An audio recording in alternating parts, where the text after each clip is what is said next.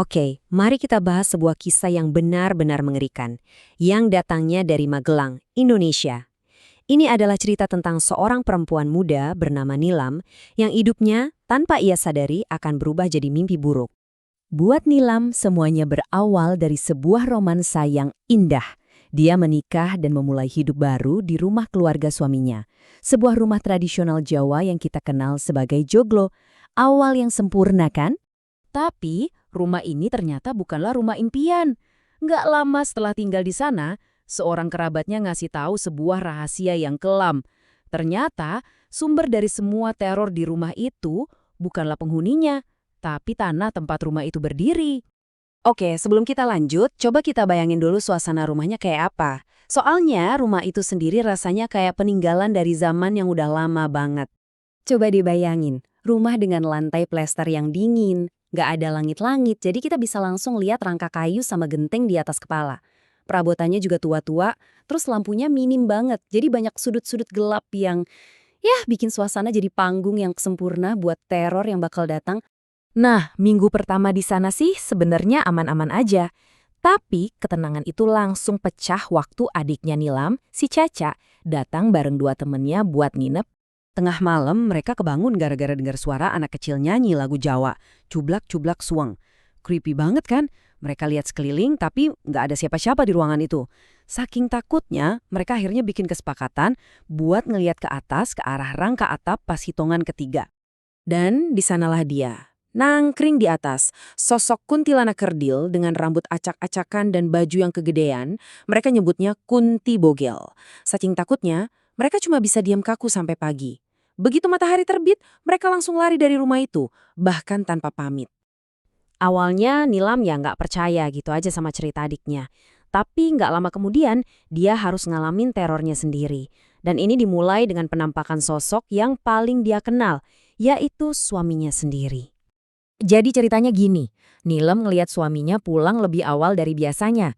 Sosok itu masuk, ganti baju, terus ke kamar mandi, semuanya tanpa ngomong sepatah kata pun. Aneh kan? Nah, beberapa menit kemudian, Nilam dengar suara motor suaminya yang asli baru datang. Dan dia masih pakai baju kerja. Jadi, siapa yang tadi di dalam rumah? Kejadian aneh nggak berhenti di situ. Pertemuan Nilam berikutnya ini bahkan lebih langsung. Suatu malam, waktu dia lagi cari saklar lampu di dapur yang gelap gulita, tiba-tiba dia dengar suara erangan, suara orang kesakitan dari luar jendela. Pas lampu akhirnya nyala, dia ngeliat sosok kakek-kakek yang kurus kering banget, kayak kerangka hidup. Kulitnya gelap nempel di tulang, rambutnya putih panjang, dan matanya seolah-olah mau copot dari tempatnya.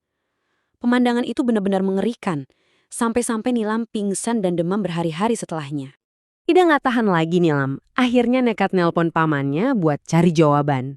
Dan dari situlah dia tahu kebenaran yang sesungguhnya tentang rumah itu. Pamannya ngejelasin kalau tanah tempat rumah itu berdiri udah dikutuk. Ada yang sengaja menanami sesuatu di sana.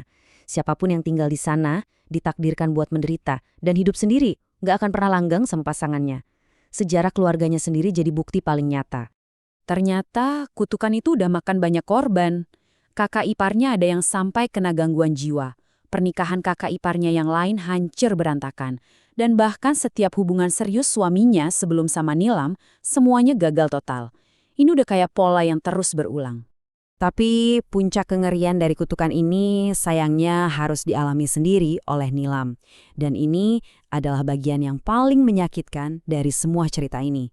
Dalam salah satu pertemuan paling mengerikan, sosok kerangka itu muncul lagi, tepat di belakangnya. Yang lebih parah, saat itu Nilam bahkan gak sadar kalau dia lagi hamil 2 bulan. Dia cuma bisa ngerasain tangan dingin makhluk itu nutupin wajahnya. Gak lama setelah kejadian itu, dia langsung ngerasain sakit yang luar biasa di perutnya. Rasanya seperti terbakar, dan dia pun mulai mengalami pendarahan. Selama 4 hari penuh, dia pendarahan hebat, sampai akhirnya dilarikan ke rumah sakit. Dan di sanalah dokter ngasih kabar yang paling menghancurkan. Dia keguguran. Kata-kata dari ayahnya Nilam ini benar-benar bikin merinding.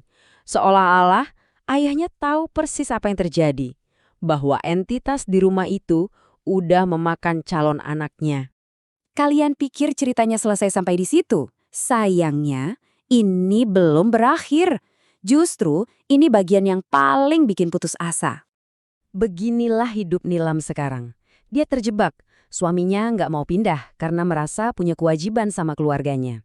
Akibatnya, Nilam hidup dalam ketakutan setiap hari.